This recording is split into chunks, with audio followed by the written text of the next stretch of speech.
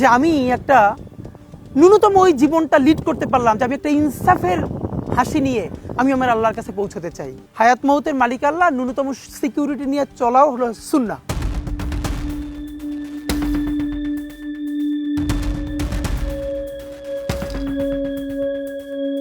রাজধানীর এভারকেয়ার হাসপাতালে নিবিড় পর্যবেক্ষণে রয়েছেন ঢাকা ৮ আসনের সম্ভাব্য স্বতন্ত্র প্রার্থী শরীফ ওসমান হাদী। শনিবার সকালে ইনকিলাব মঞ্চের পক্ষ থেকে জানানো হয়েছে তিনি এখনও সংখ্যামুক্ত নন।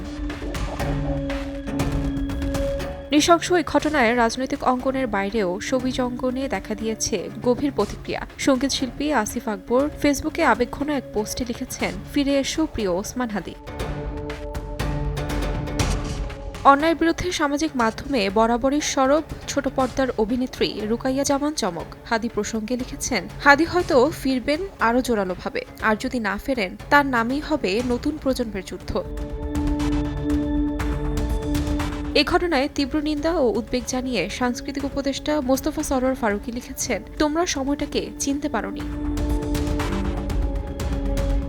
ত্রয়োদশ জাতীয় সংসদ নির্বাচনের তফসিল ঘোষণার পরদিন দুপুরে ইনকিলাব মঞ্চের আহ্বায়ক ওসমান হাদীর গুলিবিদ্ধ হওয়ার ঘটনায় নড়েচড়ে বসেছে পুরো দেশ। তার সুস্থতা কামনায় প্রার্থনা ও জড়িত ব্যক্তিদের দ্রুত বিচারের আওতায় আনার দাবি সাধারণ মানুষ থেকে শুরু করে রাজনৈতিক ব্যক্তিত্বদের।